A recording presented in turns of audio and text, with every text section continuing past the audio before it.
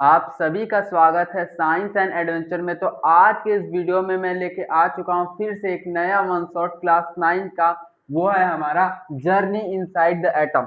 पिछले वाले one shot में हमने एटम फाउंडेशन ऑफ मैटर वाले चैप्टर को खत्म किया। अब नए चैप्टर की बारी है और वो नया चैप्टर है जर्नी इनसाइड द एटम।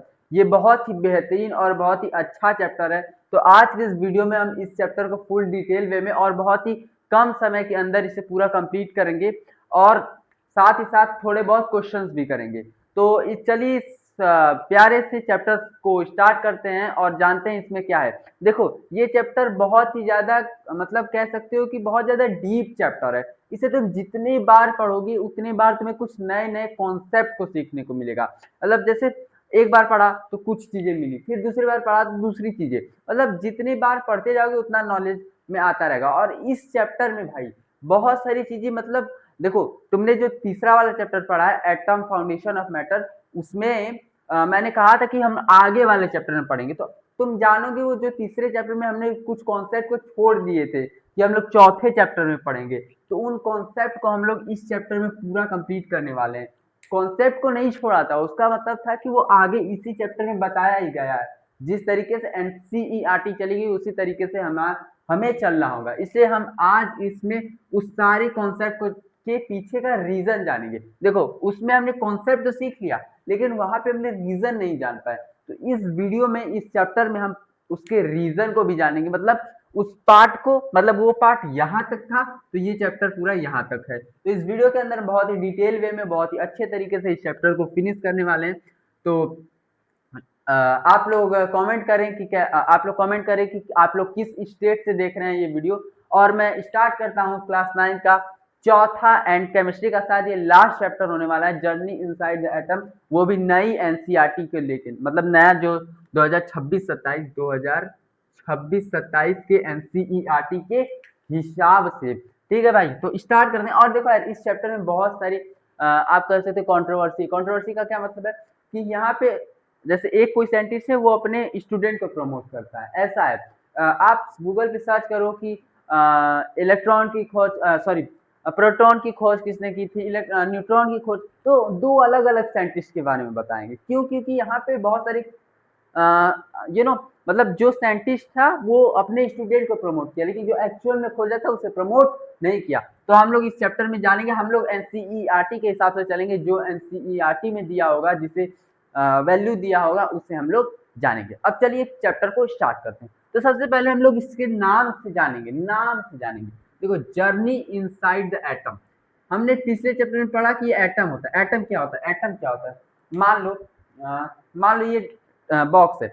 अब इसे तुम तोड़ते तोड़ते जाओगे तो सबसे छोटा वाला जो पार्टिकल, सबसे छोटा वाला पार्टिकल जो मिल मिल के ये एक बनाया है बॉक्स, उससे हम लोग कहते हैं एटम। ठीक है, जो छोटे से पार्टिकल मिल मिल के एक बॉक्स बना दिया उसे हम लोग मैटर कहते हैं। मैटर कहते हैं, मैटर कहते हैं। वो 10⁻⁹ नैनोमीटर के इक्वल होता है।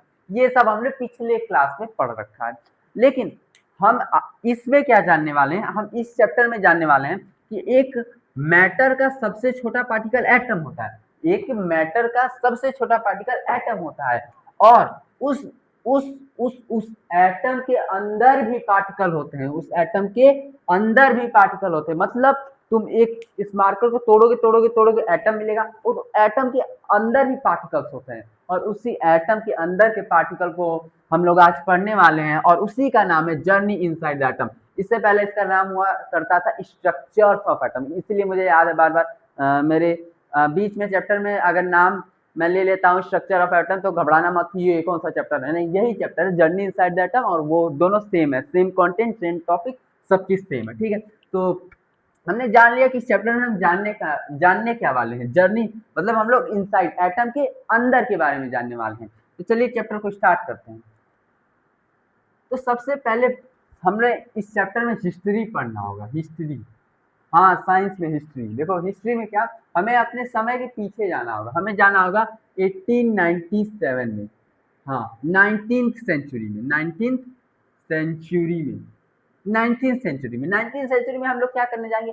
हम लोग 19th सेंचुरी में इसलिए जा रहे हैं कि वहां पे हमें एक साइंटिस्ट से मिलना है। उस साइंटिस्ट का नाम है सॉरी, उस साइंटिस्ट का नाम है हमारे भाई, वो उन्होंने इलेक्ट्रॉन की डिस्कवरी की थी। उन्होंने क्या थी?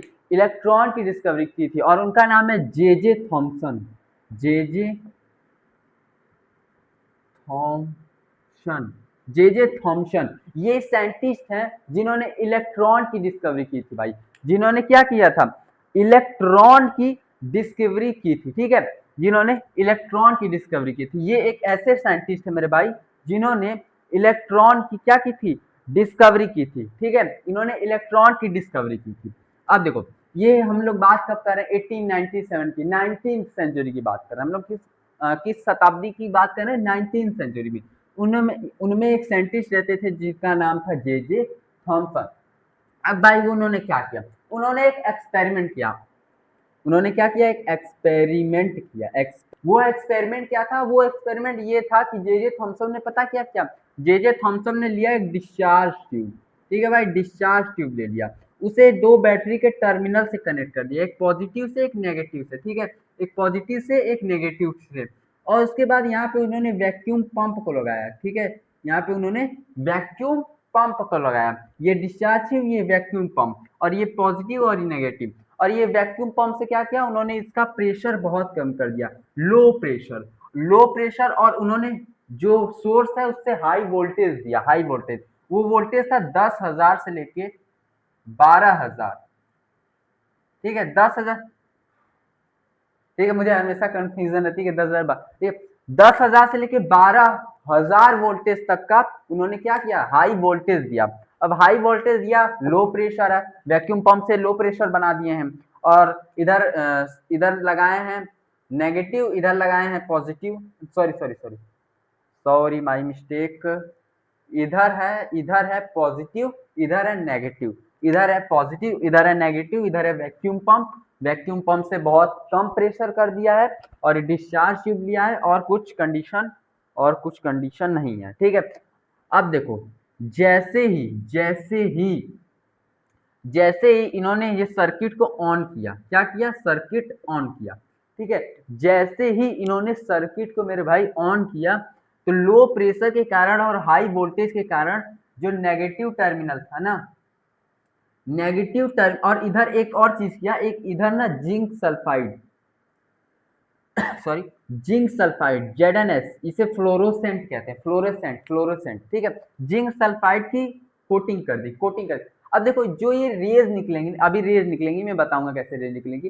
रेज हमें अपने आंखों से थोड़ी दिखाई देगी, अपने आंखों से नहीं दिखाई देगी, तो इसलिए उन्होंने कुछ, अब पता तो चलना चाहिए कि कुछ यहाँ से निकल रहा है, तो उन्होंने एक जिंक सल्फाइड, जिसे फ्लोरोसेंट कहते हैं, उसके इधर इन्होंने कोटिंग कर दी, जिंक सल्फाइड की कोटिंग कर दी। अब जब कोटिंग कर दी तो उसके बाद देखो क्या होता है, यहाँ से देखो, लो प्रेशर के कारण और हाई वोल्टेज के कारण कुछ रे निकलती हैं, कुछ रेज, और सीधी रेज, रेज निकली, मेरे हाथ से टेढ़ी बढ़ रही है ना, सीधी सीधी रेज निकलती हैं, और वो जब इस फ्लोरोसेंट स्क्रीन से टकराती हैं तो ग्लो करती हैं, क्या करती हैं, ग्लो करती हैं मेरे भाई, ग्लो करती हैं।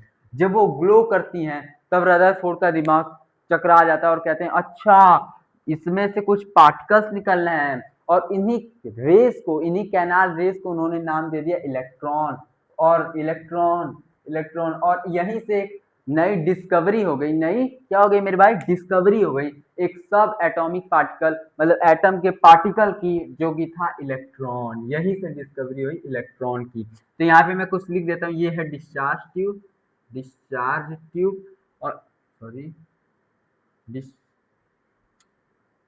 डिस्चार्ज डिस्चार्ज ट्यूब मेरे भाई, ये डिस्चार्ज ट्यूब है, इधर एनोड है, कैथोड है, ये तो आपको वैक्यूम पंप, वैक्यूम पंप इधर ले लिया है, zinc sulphide, fluorescent, fluorescent, fluorescent की स्क्रीन, उसके बाद यही आपका जो एनसीईआरटी में दिया हुआ है, यही पूरा एक्सपेरिमेंट है, क्लास 9 के लिए, 11 के लिए हाई हाई हाई, ठीक है, वहां पे और भी डिटेल में हमें पढ़ना होता है। तो यहाँ पे हमने देखा कि इलेक्ट्रॉन की जो है डिस्कवरी हो गई, लेकिन भाई इलेक्ट्रॉन के अब कुछ प्रॉपर्टीज, कुछ इलेक्ट्रॉन की प्रॉपर्टीज, नाम याद रखना, किसने डिस्कवर किया है, किसने डिस्कवर किया है, आप लोग को पता होना चाहिए ये बात। अब देखो नाम, अब हम कुछ प्रॉपर्टीज जान लेते हैं, प्रॉपर्टीज ऑफ इलेक्ट्रॉन। इलेक्ट्रॉन की कुछ प्रॉपर्टीज मेरे भाई, कुछ इलेक्ट्रॉन की प्रॉपर्टीज। देखो प्रॉपर्टीज में हम जानेंगे इसमें चार्ज कितना होता है। आपको पता है चार्ज को हम कूलॉम से डिनोट करते हैं, कूलॉम से। तो एक इलेक्ट्रॉन में पता है कितना चार्ज होता है? -1.6 इंटू 10⁻⁻19 कूलम का चार्ज होता है। 1.6 इंटू 9 10⁻19 कूलम का चार्ज होता है। और इसका मास क्या होता है पता है? इसका मास मास मास होता है 9 इंटू 10⁻31 -31 kg। सोचो आप कितना छोटा है, -31 kg, मतलब 0 31 के बाद 9, 31 समझो, ये 31 जीरो फिर उसके बाद 0.9, मतलब कितना छोटा, कितना कम किलोग्राम। ठीक है, तो ये है आपके कुछ प्रॉपर्टीज। इसमें चार्ज कितना होता है, इसमें मास कितना होता है। चार्ज कितना होता है, मास कितना होता है। चार्ज को हम लोग कूलम से डिनोट करते हैं। ठीक है भाई, समझ लो प्रॉपर्टीज ऑफ इलेक्ट्रॉन, एक इलेक्ट्रॉन में कितना चार्ज और मास उसका, ये आपको डेफिनेटली लर्न होना चाहिए मेरे भाई, बहुत ज्यादा इंपॉर्टेंट चीज है। ठीक है, ये एग्जाम में पूछ लेता है और टीचर भी पूछते हैं। 9.31 kg, अब इसे अब ग्राम में बदलो, फिर वही 1000 को कर दोगे तो 27 आ जाएगा, कुछ इसी तरीके से आप उसे ग्राम में भी बदल सकते हो। ठीक है, तो ये आपका एक्चुअल है, 9 इंटू 10⁻31 kg इसका मास होता है। सोचो आप एक बार इमेजिन करो कितना छोटा, 0.0009 फिर उसके बाद 31 kg, बहुत छोटा, बहुत छोटा। ठीक है भाई, अब इसके बाद हम बात करने वाले हैं, अब हम देखो यहाँ पे हमारा इलेक्ट्रॉन की जो है डिस्कवरी हो गई। ठीक है, इलेक्ट्रॉन क्या हो गई, डिस्कवरी। इलेक्ट्रॉन पे चार्ज कैसा होता है, माइनस का चार्ज होता है, ये आपको पता होना चाहिए इलेक्ट्रॉन पे, और इसे डिनोट ई से करते हैं बस इलेक्ट्रॉन। अब देखो हम लोग जानते हैं जो एटम होता है वो न्यूट्रल होता है। कैसे हम लोग जानते हैं, अब मान लो ये बॉटल है, अब इस बॉटल न्यूट्रल है, न्यूट्रल है तभी तो यहाँ पे एग्जिस्ट कर रही है, नहीं तो निगेटिव रहती तो कैसे एग्जिस्ट करती, मतलब इलेक्ट्रॉन ही रहता तो कैसे। हम लोग जानते हैं कि क्या होती है न्यूट्रल, कोई भी एटम न्यूट्रल होता है। जब न्यूट्रल होता है मेरे भाई, तो उसमें इलेक्ट्रॉन ही सिर्फ नहीं होगा, तो अब लोगों ने कहा कोई तो चीज है ऐसा कि जो इलेक्ट्रॉन को बैलेंस कर रहा है। अब वो चीज क्या है, प्रोटॉन। वो चीज क्या है, प्रोटॉन, जिसपे पॉजिटिव चार्ज होता है, जिसपे क्या होता है, पॉजिटिव चार्ज होता है। वहीं से यहाँ पे दूसरे सब एटॉमिक पार्टिकल की डिस्कवरी हो गई। सर लेकिन इसका एक्सपेरिमेंट क्या है, आपको नहीं पढ़ना। सेम एक्सपेरिमेंट था, सेम एक्सपेरिमेंट था, लेकिन कुछ चेंजेस थे, लेकिन कुछ चेंजेस थे। ठीक है, सेम एक्सपेरिमेंट था, एक्सपेरिमेंट मेरे भाई सेम था, उसमें कुछ चेंजेस थे। वही हाई वोल्टेज, लो प्रेशर, फिर उसके बाद वहाँ जो उस बार कैनाल रे निकली थी, मतलब नेगेटिव चार्ज वाली रे, इस बार पॉजिटिव की तरफ से निकलेगी। मैं बता देता हूँ हल्का फुल्का। देखो जैसे डिस्चार्ज ट्यूब लेंगे, इधर होगा तुम्हारा एनोड, इधर होगा कैथोड। ये इस बार एनोड से रे निकलेंगी, पॉजिटिव एनोड से रे निकलेंगी, वो नेगेटिव की तरफ जाएंगी, और इधर फ्लोरोसेंट की स्क्रीन लगा दोगे भाई तो ये चमक उठेगी। बस उसी प्रकार से एकदम आपका क्या हुआ, उसी प्रकार से प्रोटॉन की भी डिस्कवरी हो गई। ठीक है भाई, आपको ज्यादा पढ़ना नहीं, आपको बस दे दिया है कि सब एटॉमिक पार्ट जो होता है वो प्रोटॉन भी होता है। और इसे जी गोल्डस्टीन, जी गोल्डस्टीन,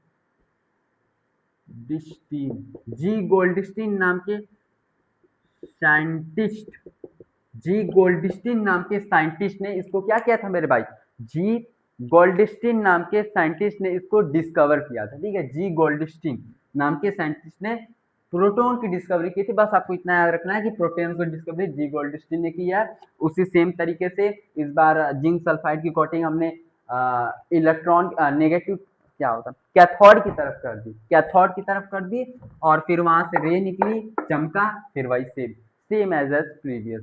थोड़े बहुत चेंजेस थे लेकिन आपको पढ़ना ही नहीं है, ये समझ लो आप थोड़ा सा एक्स्ट्रा ही जान रहे हो। ठीक है, सम चेंजेस, बहुत ज्यादा चेंजेस थे, मतलब अब 9th के रिस्पेक्ट में देखो तो कम चेंजेस, लेकिन आप 11th के रिस्पेक्ट में देखो तो बाप रे बहुत चेंजेस है भाई। तो ठीक है, ये याद रखना जी गोल्डस्टीन भैया ने आपकी डिस्कवरी को किया था।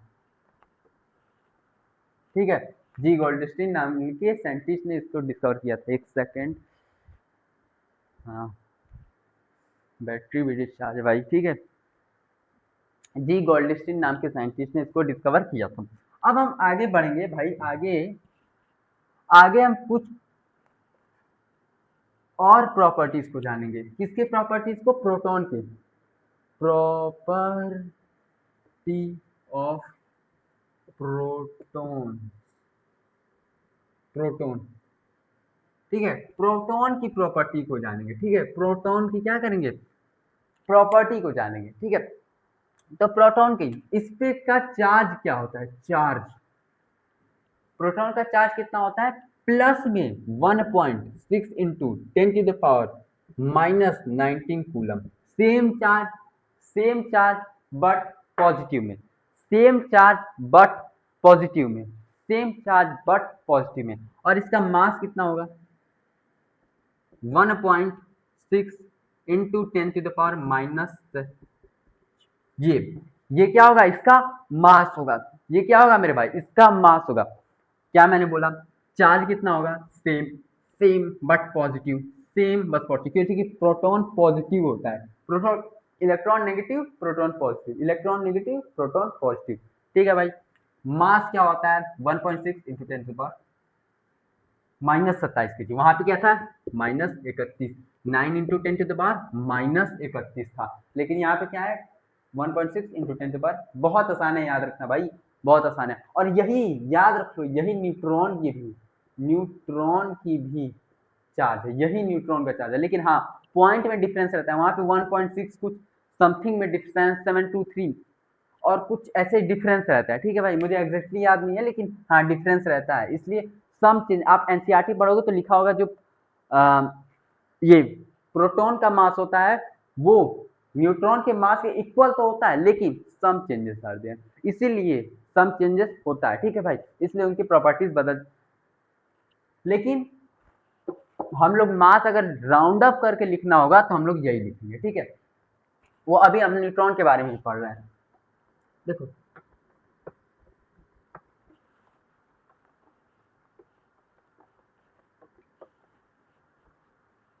एक्चुअली क्या है कि देखो, इन सब चीजों की भी ना जो मासेस कैलकुलेट की गई हैं, जो मास कैलकुलेट हुआ है वो भी बहुत एग्जैक्टली नहीं है, ठीक है। वो भी एग्जैक्टली नहीं है, इसलिए पॉइंट्स को हम लोग साइंस में पॉइंट्स को क्या करते हैं? नेग्लेक्ट कर देते हैं, इसीलिए नेग्लेक्ट करते हैं ना। जो प्रोटॉन का मास है न्यूट्रॉन के बराबर है, ठीक है, समझ रहे हो। 1.6 into 10 to the power minus 27 K जी ही होता है, लेकिन पॉइंट में डिफरेंस होता है। पॉइंट में क्या होता है मेरे भाई? डिफरेंस हो जाता है, पॉइंट में डिफरेंस होता है। आप लोग गूगल पे सर्च कर लेना, पॉइंट पे 7 कुछ का डिफरेंस होता है, ठीक है, सर्च कर लेना। लेकिन हम लोग राउंड अप करके क्या लिखते हैं? वही सेम इक्वल टू लिख देते हैं। अब हम बात करेंगे, अब हम बात करने वाले हैं मेरे भाई न्यूट्रॉन के बारे में। न्यूट्रॉन, इसको हमारे चैडविक, चैडविक चैडविक नाम के साइंटिस्ट ने डिस्कवर किया था, ठीक है। इसको चैडविक नाम के साइंटिस्ट ने मेरे भाई डिस्कवर किया था। इसको कौन डिस्कवर किया था मेरे भाई? चैडविक, चैडविक नाम के साइंटिस्ट को मेरे भाई इसको डिस्कवर किए थे। वो 19वीं सेंचुरी की ये सब बातें हैं। देखो 19वीं सेंचुरी में ये सब डिस्कवरी हुई थी मेरे भाई, अब थोड़ी डिस्कवरी हो रही है, अब कहाँ डिस्कवरी हो रही है। लेकिन हाँ 19वीं सेंचुरी में न्यूट्रॉन की डिस्कवरी हुई थी। इसे हम छोटे एन से डिनोट करते हैं, और इस पे नो चार्ज, सबसे बड़ी बात, नो चार्ज। इलेक्ट्रॉन पे नेगेटिव, प्रोटॉन पे पॉजिटिव, इस पे नो चार्ज, कोई चार्ज नहीं होता, ठीक है। तो ये न्यूट्रॉन है। हमने 3 पार्टिकल, ये था एटम, इसके अंदर है इलेक्ट्रॉन, न्यूट्रॉन और प्रोटॉन, ठीक है। ये था एटम और इसके अंदर है इलेक्ट्रॉन, न्यूट्रॉन एंड प्रोटॉन मेरे भाई। इसके अंदर क्या है? इलेक्ट्रॉन, न्यूट्रॉन और प्रोटॉन। ये थे, जेम्स चैडविक ने इसका किया था, वो निकाला था इसको, ठीक है। इसका सिंबल एन है, और ये हाँ, कोई चार्ज नहीं होता, ठीक है भाई। तो बस इतना आइडिया है, बस आपको पढ़ना है, आपको खोज के बारे में नहीं जानना, आपको क्या करना है? नॉलेज बस गेन करना है, जानते चलना है कि ये क्या क्या होता है, ठीक है भाई। आपको देखो 9th में उतनी नॉलेज नहीं मिलेगी, आपको जाके 11th में इन सब चीजें की नॉलेज। आपने जो मोशन पढ़ा वो, आपने जो मेरे भाई मोशन पढ़ा वो 1 क्लास का था, सॉरी, जो आपने मोशन पढ़ा वो आपके 11th पे 10% भी नहीं है, 2-3% का है, तो इसलिए जो आप यहाँ पे पढ़ के जाओगे 11th में 1% भी नहीं है जब आप स्ट्रक्चर ऑफ एटम पढ़ोगे वहां का। ठीक है भाई, चलो अब हम बात करते हैं नेक्स्ट। देखो समय टाइम टाइम कितना हो रहा है। ठीक है भाई, अब हम बात करेंगे भाई अगले टॉपिक की। अब हम आगे जानेंगे structure of atom. Structure of atom, देखो अभी तक हम लोग क्या देखा, अभी तक हमने देखा भाई कि एटम क्या होता है। ठीक है, एटम तो पहले से जानते थे। एटम के अंदर के पार्टिकल्स के बारे में स्टडी की, एटम के अंदर के पार्टिकल्स के बारे में स्टडी की इलेक्ट्रॉन प्रोटॉन न्यूट्रॉन, ये सब के बारे में देखा, कौन इसको खोजा है और कैसे एक्सपेरिमेंट से पता चला। इलेक्ट्रॉन का एक्सपेरिमेंट हमें पढ़ना था, न्यूट्रॉन प्रोटॉन का सेम था, न्यूट्रॉन का हमें पढ़ना ही नहीं है। ठीक है भाई, हमने ये सारी चीजें देखी। अब हमें स्ट्रक्चर, जो हमारे चैप्टर का नाम हुआ करता था स्ट्रक्चर ऑफ एटम, वो इसी पे बेस्ड था कि इस चैप्टर में हमें बेसिकली, वो तो हमने 1-2% अभी पढ़ा है ना, 1-2% से भी कम। अब स्टार्ट होता है स्ट्रक्चर ऑफ एटम, ये चैप्टर का आप कह सकते हो मेन चीज है, मेन चीज है स्ट्रक्चर ऑफ एटम। क्या है चैप्टर का मेन चीज है। चलिए स्टार्ट करते हैं स्ट्रक्चर ऑफ एटम। तब तक मैं पानी पी लूं भाई।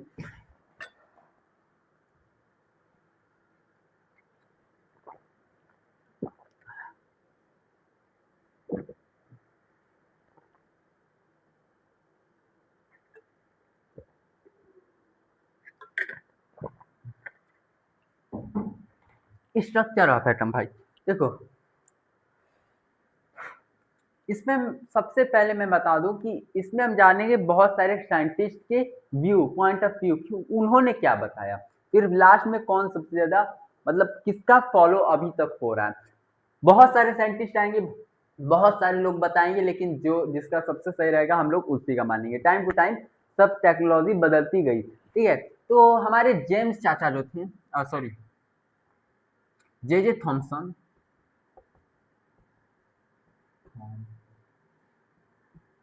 ये जो थे जे थॉमसन ने क्या सोचा कि मैंने तो इलेक्ट्रॉन की डिस्कवरी की है, मैंने इलेक्ट्रॉन की डिस्कवरी की है, तब मैं ही सबसे पहले स्ट्रक्चर दे देता हूँ। तो इन्होंने जल्दी जल्दी में एक अपना स्ट्रक्चर दे दिया कि एटम ऐसा ऐसा, एटम के अंदर इलेक्ट्रॉन कैसे होते हैं, प्रोटॉन कैसे होते हैं। ठीक है, उस समय न्यूट्रॉन की डिस्कवरी नहीं हुई। न्यूट्रॉन की डिस्कवरी तो शायद 1932 वगैरह में हुई थी, जेम्स चैडविक, हाँ जेम्स चैडविक ने 1932 में किया था।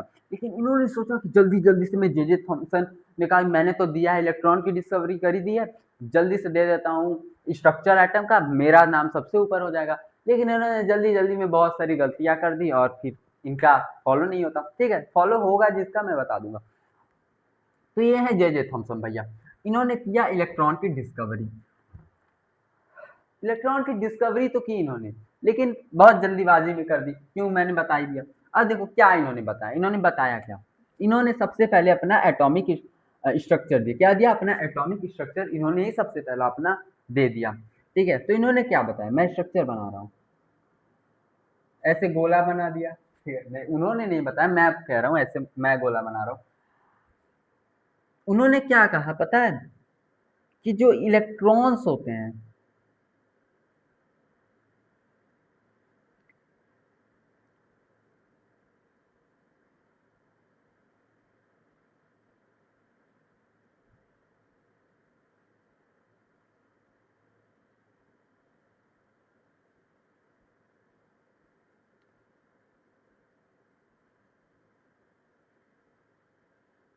जो मेरे भाई इलेक्ट्रॉन्स होते हैं ना, वो ना इम्बेडेड होते हैं, किसमें इम्बेडेड होते हैं, स्पेयर ऑफ पॉजिटिव चार्ज। मान लो एक ढक्कन से एग्जांपल देता हूं मैं। ठीक है, ये ढक्कन है। ठीक है भाई, अब इसे मान लो तुम स्पेयर, स्पेयर ठीक है, स्पेयर मान लो। अब ये मैं कैप को लेता हूं, उन्होंने कहा ये जो स्पेयर है ना, इसके अंदर इलेक्ट्रॉन इम्बेडेड होते हैं, धंसे हुए होते हैं। इस इसीलिए उन्होंने अपने स्ट्रक्चर का नाम पता है क्या रखा था, क्रिसमस पुडिंग। क्रिसमस पुडिंग का मतलब समझते हो, खीर। कि जो खीर में व्हाइट वाला पार्ट होता है, वो क्या है, स्पेयर बना रहा है, तो वो क्या होता है, वो हो गया तुम्हारा पॉजिटिव चार्ज। और जो उसमें काजू बादाम किशमिश वगैरह रहता है उसे हम लोग कह दिया इलेक्ट्रॉन। उसको उन्होंने कह दिया इलेक्ट्रॉन। ठीक है, तो उन्होंने कहा कि एटम के अंदर कुछ इस प्रकार का जो शेप होता है, मतलब ऐसा कुछ दिखता है। और अब ये छोड़ो, ये क्रिसमस पुडिंग बहुत अंग्रेजी लग रहा है। वाटरमेलन, इन्होंने अपने स्ट्रक्चर को वाटरमेलन से भी कंपेयर किया। वाटरमेलन, वाटरमेलन से भी कंपेयर, वाटरमेलन कैसे, जो रेड रेड पार्ट होता है वाटरमेलन में, उसको उन्होंने क्या किया था, उसको उन्होंने कहा था कि वो जो रेड इरेबल पार्ट होता है वो है पॉजिटिव चार्ज, और जो उसमें बीए होते हैं, सीड्स होते हैं, उसको उन्होंने, जो इम्बेडेड धसे हुए होते हैं, जो धसे हुए होते हैं, उस इलेक्ट्रॉन को, उसे उसको उसको उन्होंने इलेक्ट्रॉन कह दिया। मतलब कि जो रेड इडेबल पार्ट होता है, रेड इडेबल पार्ट, वो जो स्पेयर बना रहा है वो पॉजिटिव चार्ज, जो बीए धसे हुए हैं उसे इलेक्ट्रॉन, जो बीए धसे हुए मेरे भाई वो होते हैं इलेक्ट्रॉन। ठीक है, तो इन्होंने अपना सबसे पहला क्या दिया था, स्ट्रक्चर दिया था एटम के अंदर का, स्ट्रक्चर दिया था एटम का, कि जो इलेक्ट्रॉन्स होते हैं वो इम्बेडेड होते हैं, और जो पॉजिटिव चार्ज का स्पेयर होता है, पॉजिटिव चार्ज के स्पेयर में इलेक्ट्रॉन ऐसे धसे इम्बेडेड होते हैं, धसे हुए होते हैं। ठीक है भाई, अब ये बात समझ गए। और उन्होंने क्या कहा, और उन्होंने कहा मेरे भाई, और उन्होंने कहा कि जो इलेक्ट्रॉन्स के नंबर होते हैं, जो इलेक्ट्रॉन्स के नंबर होते हैं वो इक्वल होते हैं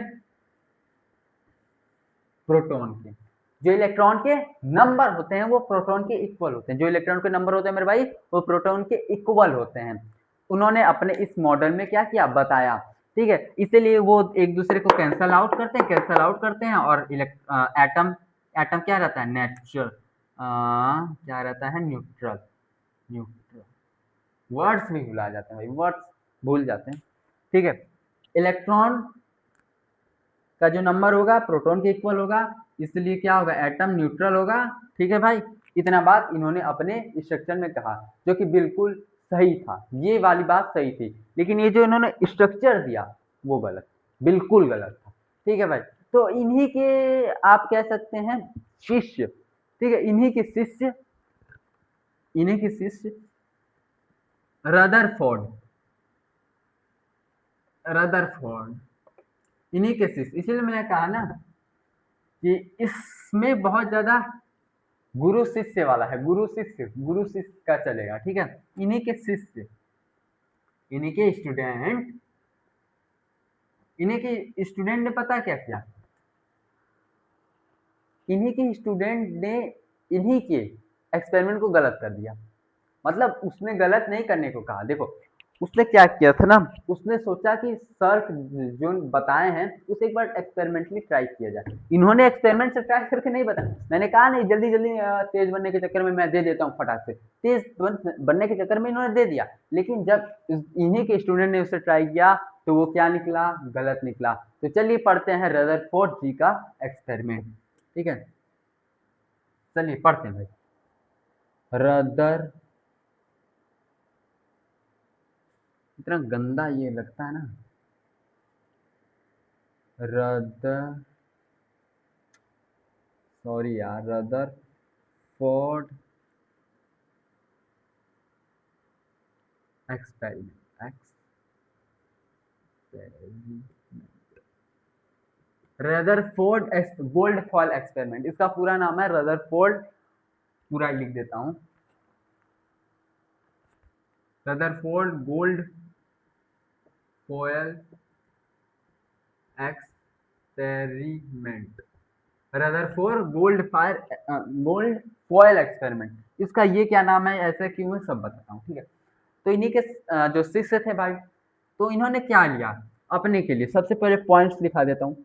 सबसे पहले इन्होंने एक लिया गोल्ड की फॉयल, गोल्ड की पतली शीट, थीन शीट, थीन शीट, ठीक है, थीन शीट, बहुत ज्यादा थीन शीट। अब गोल्ड ही को क्यों चुना, क्योंकि गोल्ड को आपने पढ़ा है मेटल एंड नॉन मेटल में, इसे पीट के मेलेबल बना सकते हैं। मेलेबल मतलब बहुत पतला कर सकते हैं, बहुत ज्यादा पतला कर सकते हैं, बहुत ज्यादा पतला कर सकते हैं, इसलिए इन्होंने गोल्ड की थीन शीट ले ली और उसे बहुत ज्यादा पतला कर दिया। उसके बाद क्या किया, उसके बाद पता है इसने अल्फा पार्टिकल्स को लिया, अल्फा पार्टिकल। अल्फा पार्टिकल क्यों लिया भैया, अल्फा पार्टिकल होता क्या है, सबसे पहले H2+, helium 2+ ion, helium 2+ particles को लिया। हीलियम 2+ पार्टिकल क्या होता है भैया, ये इसी को हम लोग अल्फा पार्टिकल कहते हैं। बस इसके बारे में ज्यादा मत जानो, इसी को इन्होंने लिया अपने एक्सपेरिमेंट में। अब याद रखो, हीलियम के 2+ पार्टिकल को हम लोग अल्फा पार्टिकल कहते हैं, और उन्होंने अपने पार्टिकल को यूज किया। क्यों यूज किया ये भी बता देता हूँ। क्योंकि देखो, उन्होंने सोचा था कि जो पॉजिटिव चार्ज है वो पॉजिटिव चार्ज से क्या होगा, बैंड हो जाएगा, उसे मोड़ देगा, ठीक है। और जो ये जो पार्टिकल होता है भारी होता है, बहुत ज्यादा क्या होता है, भारी होता है। इसलिए जो अंदर के पॉजिटिव चार्ज अगर ऐसे फैले होंगे तो इसे उतना डिफ्लेक्ट नहीं कर पाएंगे, ठीक है।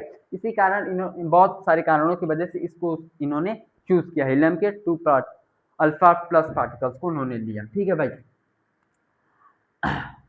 और बस, और उन्होंने अपना एक्सपेरिमेंट स्टार्ट कर दिया। अब एक्सपेरिमेंट का सेटअप देखने लायक है, एक्सपेरिमेंट का सेटअप, एक्सपेरिमेंट का सेटअप बहुत तगड़ा उन्होंने बनाया, ठीक है। इसको मैं मिटाता हूँ। सबसे पहले क्या क्या लिया, अल्फा पार्टिकल लिया, फिर गोल्ड की फॉयल ली, और एक्सपेरिमेंट करने निकल लिए। एक्सपेरिमेंट करने क्या किए, निकल लिए। अब वो एक्सपेरिमेंट में क्या किए भाई, सबसे पहले क्या लिए, देखो उन्होंने ये फ्लोरोसेंट की एक स्क्रीन ऐसे चारों तरफ रख दी, ठीक है। फ्लोरोसेंट की स्क्रीन, सॉरी, ये फ्लोरोसेंट की स्क्रीन। अब यहाँ पे अल्फा पार्टिकल का सोर्स रखा, अल्फा पार्टिकल का सोर्स रखा। अभी अल्फा पार्टिकल का सोर्स रखा भैया, यहाँ से, ठीक है, अल्फा पार्टिकल का सोर्स लिया और यहाँ पे बम्बार्ड किया, ठीक है भाई, बम्बार्ड, ऐसे बम्बार्डमेंट किया, ऐसे बम्बार्डमेंट किया। और यहाँ पे था गोल्ड का फॉयल, जो कि क्या था, बहुत ज्यादा पतला था, ठीक है। यहाँ पे स्टैंड स्टैंड लगा दिया, ठीक है, यहाँ पे भी स्टैंड वगैरह है वो सब। और यहाँ पे जिंक सल्फाइड की क्या थी, कोटिंग, जिंक सल्फाइड। और इसने, इन्होंने रेस को क्या किया था, अल्फा पार्टिकल से गोल्ड फॉयल पे क्या किया, बम्बार्ड किया, बम्बार्ड किया, बम्बार्ड किया, बम्बार्ड किया। और जब बम्बार्ड किया तो पता है क्या हुआ, वो देख के हैरान हो गए हैं। उन्होंने कहा कि अरे बाप रे, ये क्या हुआ, ये क्या हुआ। देखो, अब मैं इसको थोड़ा और अंदर से बनाता हूँ। ये एक्सपेरिमेंट का सेटअप था, ये सेटअप था, लेकिन अब थोड़ा और अंदर से देखते हैं। अब देखो, ये जो गोल्ड फॉयल था मेरे भाई, ये जो गोल्ड फॉयल था, इसमें क्या होंगे, छोटे छोटे एटम्स होंगे, atom atom atom atom atom. यहाँ से क्या हुआ, अल्फा पार्टिकल जानी, ये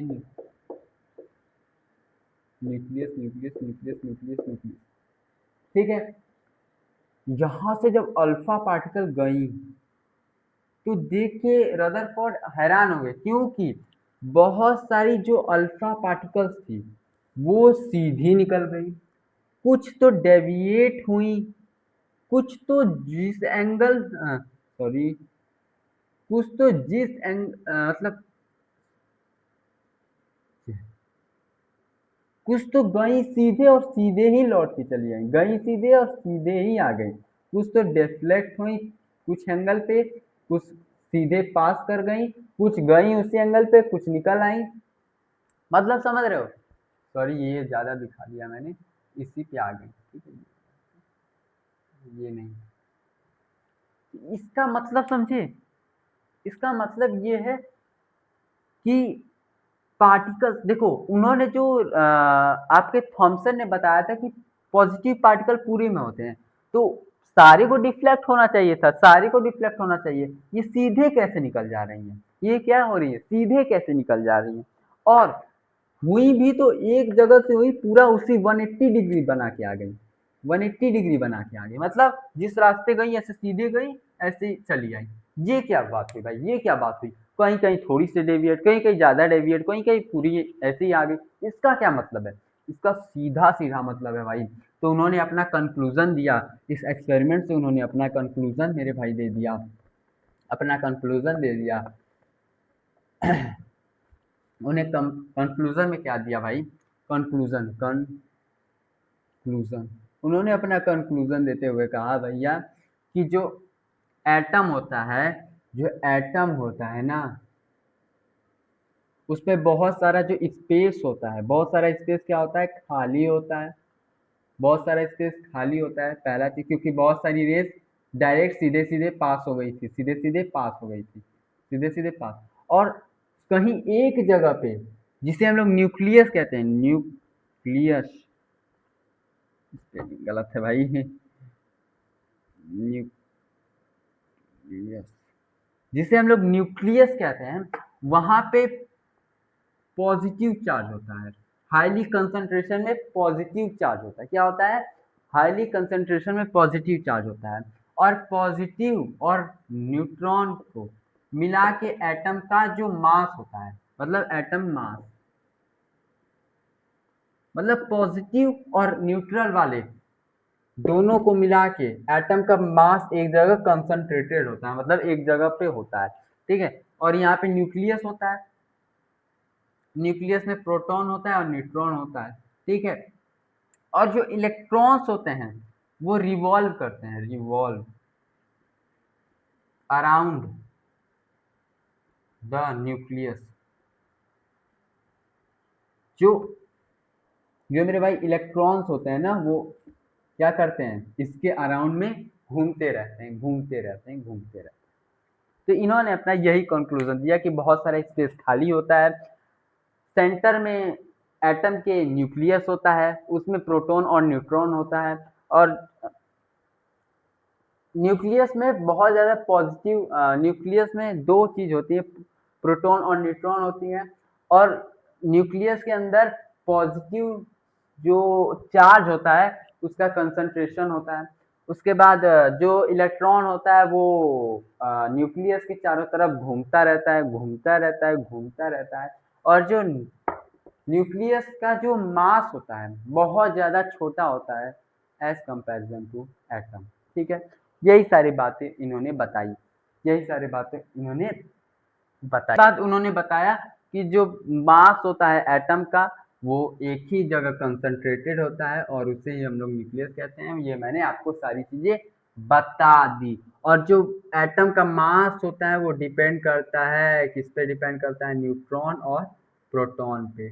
न्यूट्रॉन और प्रोटॉन पे क्यों, क्यों न्यूट्रॉन और प्रोटॉन पे, क्योंकि इसी में जो है एटम का मास इसी पे डिपेंड करता है। एटम का मास मेरे भाई इसी पे जब डिपेंड करता है, तो एटम का मास इसी पे डिपेंड करता है, तो इसके अंदर क्या होता है, न्यूट्रॉन एंड प्रोटॉन होते हैं, तो न्यूट्रॉन एंड प्रोटॉन पे मेरे भाई डिपेंड करता है। ठीक है, ये सारी चीजें आपको जाननी है। अब आपको एक कंफ्यूजन होना चाहिए, अगर आपको ये कंफ्यूजन नहीं हुआ तो आप साइंटिस्ट नहीं बन सकते। ठीक है, आपको कंफ्यूजन क्या होना चाहिए,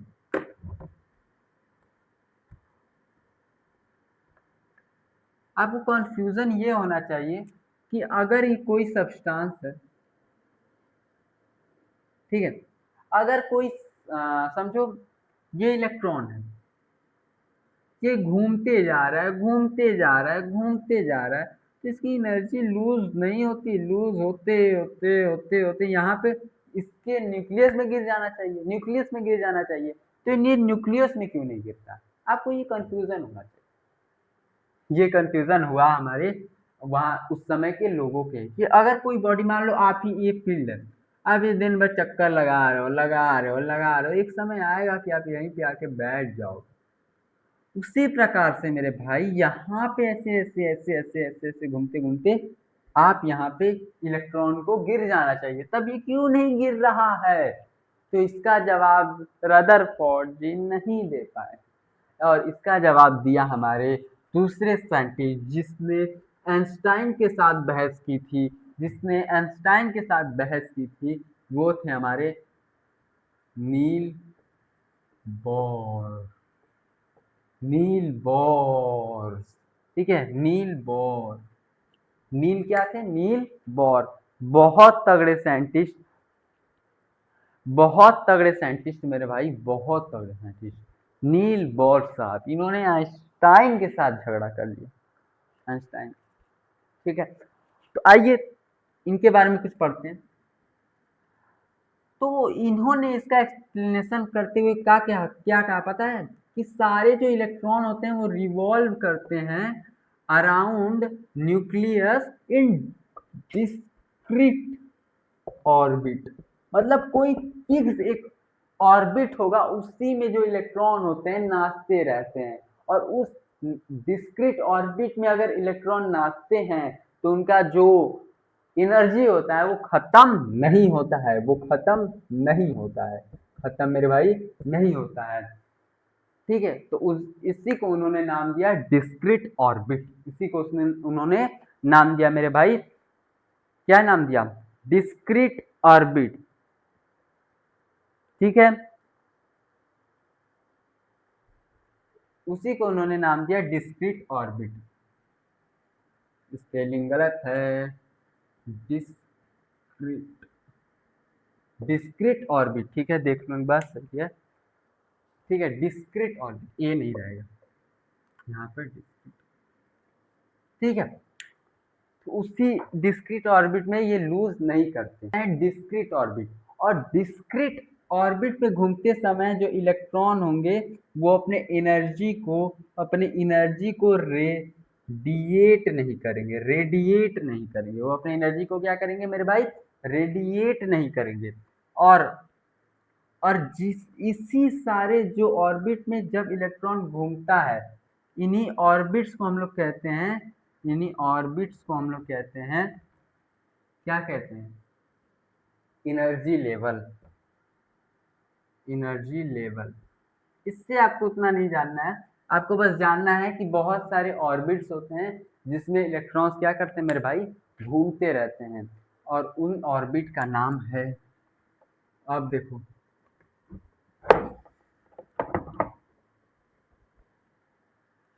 देखो ये है हमारा न्यूक्लियस, इसके चारों तरफ इलेक्ट्रॉन घूमते होंगे, इलेक्ट्रॉन घूमते होंगे। ठीक है, अब पहला जो सेल होता है उसे हम लोग बोलते हैं के, फिर एल, फिर एम, ये ऑर्बिट होता है, ये सेल या ऑर्बिट जो भी कह दो, के एल एम, फिर उसके बाद एन, फिर पी, फिर क्यू, फिर सो ऑन, सो ऑन। इसे आप नंबर से भी कह सकते हैं, एक दो तीन, एक दो तीन, ये शेल कह दो या ऑर्बिट कह लो। ठीक है, उसके बाद कैसे इलेक्ट्रॉन अरेंज होते हैं, कैसे इसमें जो होता है इलेक्ट्रॉन क्या होते हैं मेरे भाई, अरेंज होते हैं, उसके लिए एक आपको पढ़ना पड़ेगा मेरे भाई कुछ रूल्स। इस पहले वाले सेल में कितने इलेक्ट्रॉन आएंगे ये आपको इस फॉर्मूले से पता चलेगा, 2n स्क्वायर, n क्या है, 1 है, तो n 1 है तो n स्क्वायर इंटू 2, तो 2। अब इसी तरह इसके फॉर्मूले में पुट करोगे 8 आएगा, फिर 16 आएगा, इसी तरीके करके आप इस फॉर्मूले से आप निकाल सकते हैं कि किस वाले ऑर्बिट में कितने इलेक्ट्रॉन आपके आ सकते हैं मेरे भाई। और हर जो एटम होता है वो चाहता है कि उसके आउटर मोस्ट शेल में कितने इलेक्ट्रॉन हो, 8 इलेक्ट्रॉन, कितने इलेक्ट्रॉन हो, 8 इलेक्ट्रॉन। ठीक है, आउटर मोस्ट शेल ये सब क्या कह रहे हैं, बता रहा हूँ। ठीक है, उसके आउटर मोस्ट सेल में कितने इलेक्ट्रॉन हो, 8। क्यों 8 हो, क्योंकि वो अपने आपके जीवन में खुशी चाहता है, वो अपने वो मेरे भाई अपने जीवन में क्या चाहता है, खुशी चाहता है। ठीक है, अपने जीवन में मेरे भाई। तो अगर आपको मेरा पढ़ाया हुआ कुछ समझ में आ रहा है और आप इससे कुछ नॉलेज गेन कर रहे हो, तो मेरे भाई अब मैं जो आगे का चैप्टर आपका बचा हुआ है, आपका जर्नी इनसाइड द एटम, उसे हम अगले चैप्टर में कवर करेंगे, अगले पार्ट में कवर करेंगे। और अगर आपको इससे कुछ नॉलेज मिली तो आप पार्ट 2 कमेंट करो, मैं तुरंत पार्ट 2 ला दूंगा। तब तक के लिए बाय बाय, टेक केयर।